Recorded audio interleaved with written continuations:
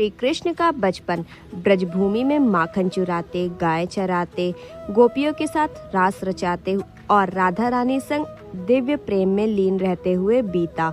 वज्र उनकी प्रेममयी बाल लीलाओं का केंद्र था, जहां उन्होंने कालिया नाग का दमन किया, गोवर्धन पर्वत उठाया और रासलीला के द्वारा प्रेम का उच्चतम आदर्श प्रस्तुत किया। यह सब ब्रजवासियों के लिए आनंद और सौभाग्य की बात थी, परंतु यह काल एक विशेष उद्देश्य के लिए था जो अब पूर्ण हो चुका था। श्री कृष्ण का अवतार केवल रास रचाने या प्रेम बांटने के लिए नहीं हुआ था, बल्कि अधर्म का नाश और धर्म की स्थापना उनका मुख्य उद्देश्य था।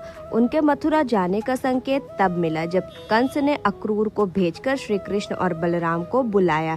जब यह समय आया तब कृष्ण ने बिना किसी को बताए माता यशोदा और नंद बाबा को प्रणाम किया और ब्रज छोड़ दिया। इस विदाई में न राधा को कोई उत्तर मिला, न गोपियों का कोई संकेत। वह दिन ब्रजवासियों के लिए अंधकार से भरा हुआ था, क्योंकि उनका प्रिय अब उनके बीच नहीं था। राधा रानी और श्री कृष्ण का प्रेम दुनिया वालों के लिए सिर्फ प्रेम नहीं था, वह आध्यात्मिक एकत्व था। फिर भी कृष्ण को राधा को छोड़कर जाना पड़ा, क्योंकि उनका प्रेम स्वार्थ से परे त्यागमयी था।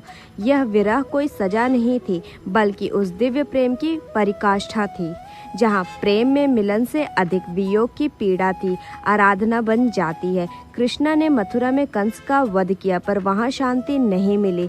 जरासंध जैसे राक्षसों से लगातार युद्ध और यदुवंश की रक्षा हेतु उन्होंने द्वारका की स्थापना की, एक ऐसा नगर जो समुद्र के बीच था। फिर उन्होंने पांडवों को धर्म युद्ध में मार्गदर्शन दिया, गीता का उपदेश दिया और अधर्म का संहार किया।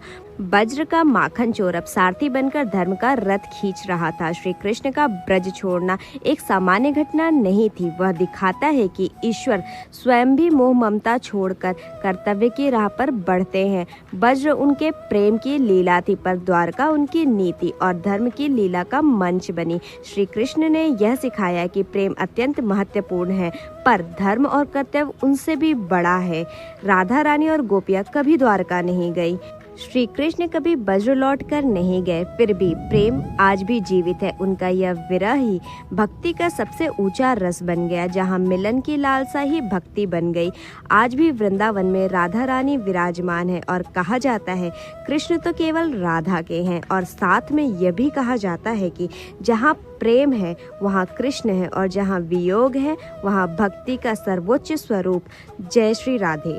अगर मेरी वीडियो पसंद आई तो मेरे वीडियो को लाइक, चैनल को सब्सक्राइब करना ना भूलें। कमेंट में राधे राधे जरूर लिखें।